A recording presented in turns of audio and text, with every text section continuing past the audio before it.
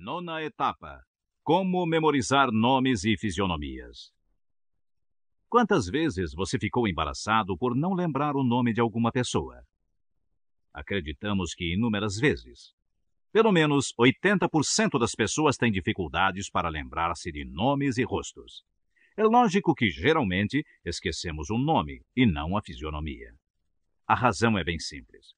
Todos nós possuímos uma mente visual, isto é, registramos no cérebro com muito mais ênfase as coisas vistas do que as ouvidas.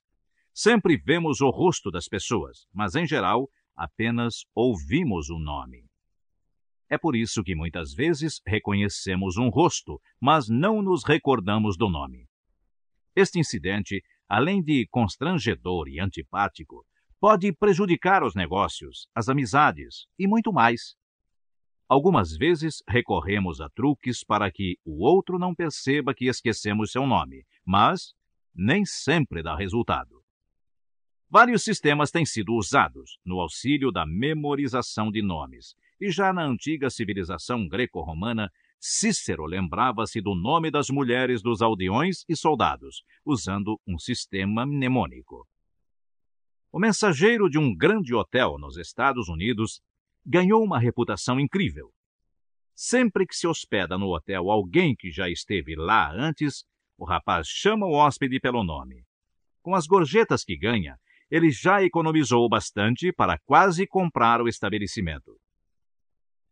O nome do indivíduo é seu bem mais precioso, e nada lhe agrada mais do que ouvir o próprio nome dito por outros ou saber que se lembram dele.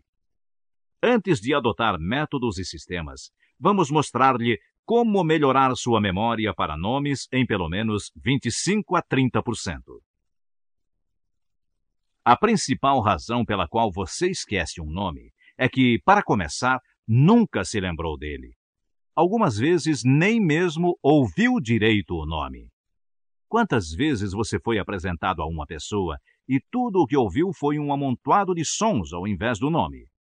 Por outro lado, você tem a impressão de que nunca mais tornará a encontrar aquela pessoa e então responde mecanicamente, muito prazer, sem procurar entender corretamente o nome citado. É por esse motivo que as pessoas descobrem-se falando com outras e chamando-as de cara, amigo, camaradinha, doçura, enfim, qualquer coisa que imaginam enquanto sofrem constrangidas por não lembrar o nome certo. A primeira regra para memorizar nomes é: procure sempre ouvir perfeitamente o nome. Como explicamos anteriormente, você vê o rosto e o reconhecerá, mas só pode ouvir o nome. Então, deve entendê-lo direito. Você nunca ouviu ninguém dizendo: conheço seu nome, mas não consigo lembrar-me de seu rosto. Pois é, o que ocorre é o inverso. É sempre o nome que cria problemas. Procure, então, ouvi-lo e entendê-lo muito bem.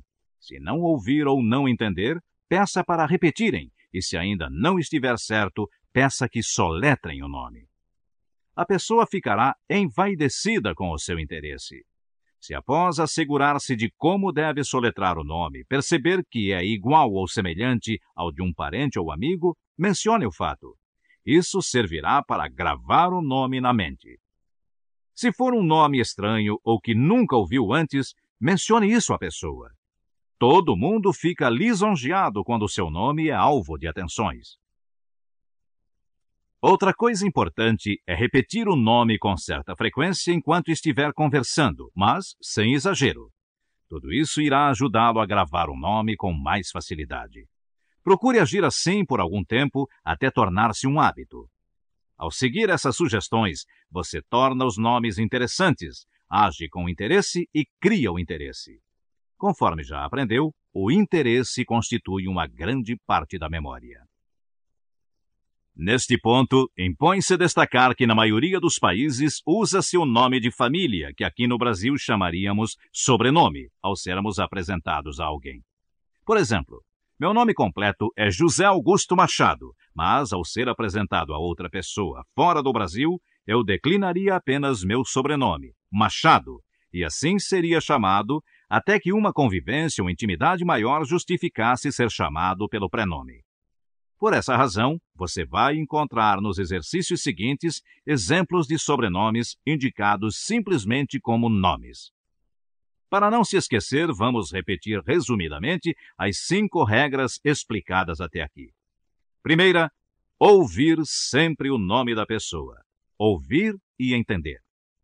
Segunda, soletrar o nome ou pedir para fazê-lo, se não tiver certeza da pronúncia. Terceira, se houver algo estranho no nome ou se for semelhante a outro que já conheça, mencionar o fato. Quarta, repetir o nome algumas vezes durante a conversa, mas sem exagero. Quinta, dizer o nome ao despedir-se. Se usar essas 5 regras, junto com o que vai aprender agora, nunca mais esquecerá um nome ou uma fisionomia. Na verdade, ambos caminham de mãos dadas. O nome evoca o rosto e o rosto traz o nome à mente. Inicialmente, vamos dividir os nomes em 2 categorias. Os que já significam algo e os que não significam nada para nós.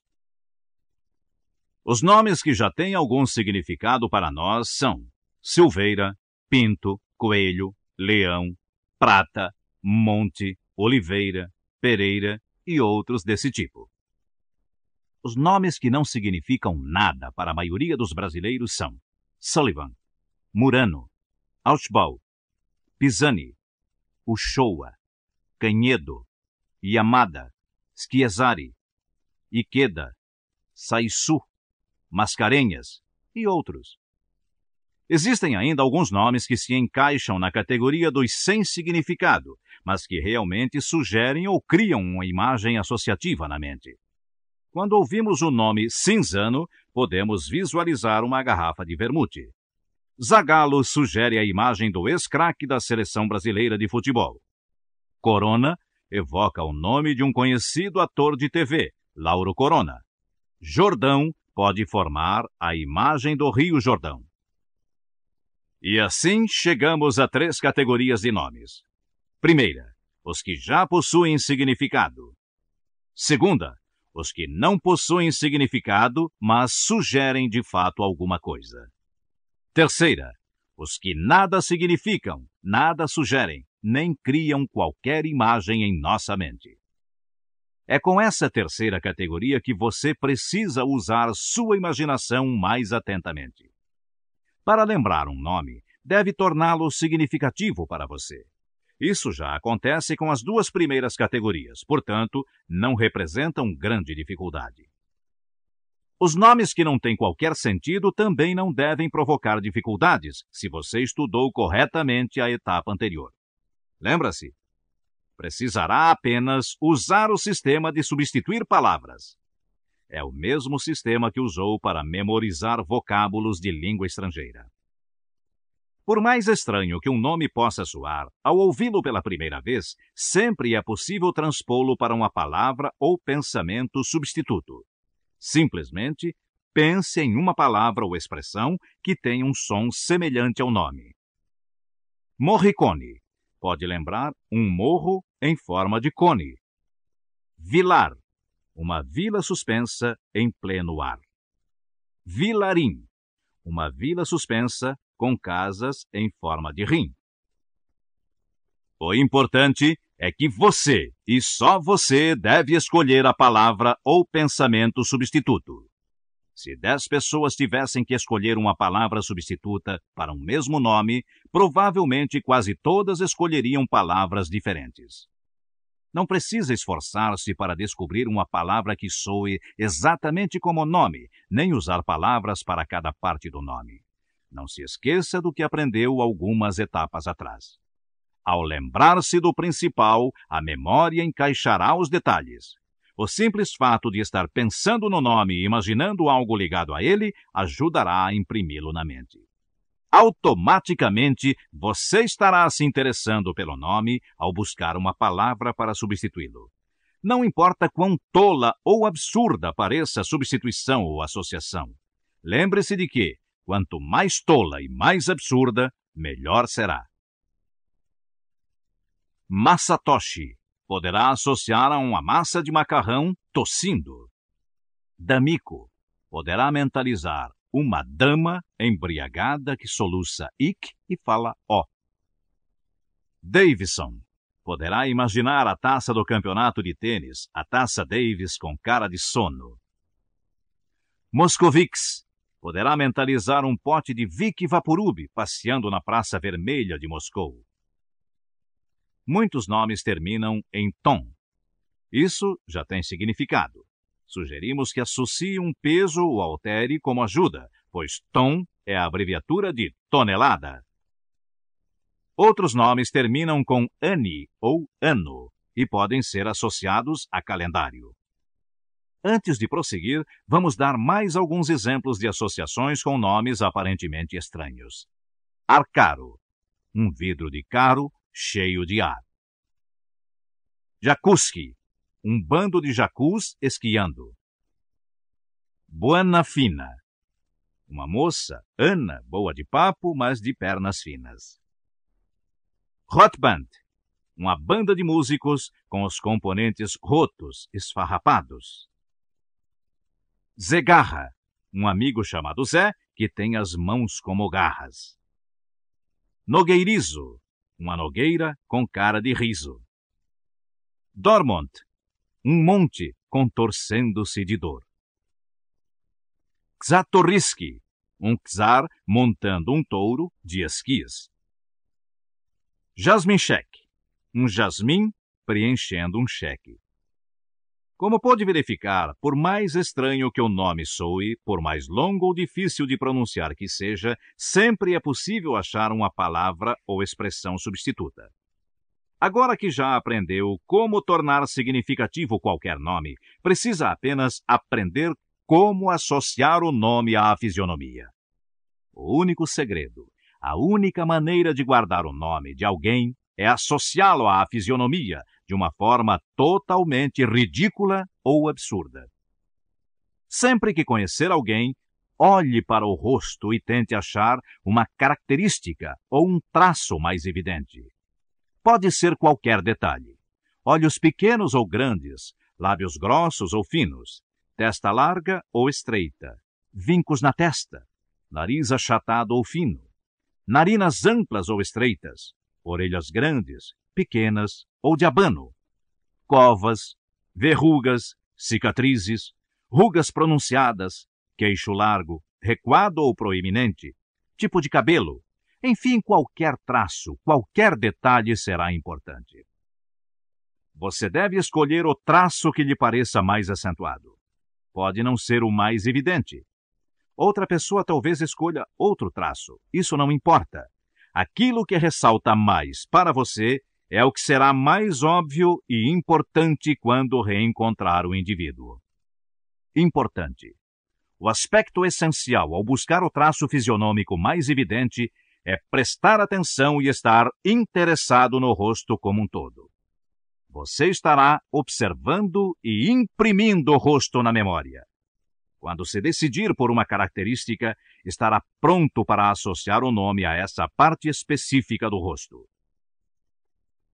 Por exemplo, o Sr. Sachs tem uma testa bastante larga. Basta mentalizar 1 milhão de sacos caindo da testa dele.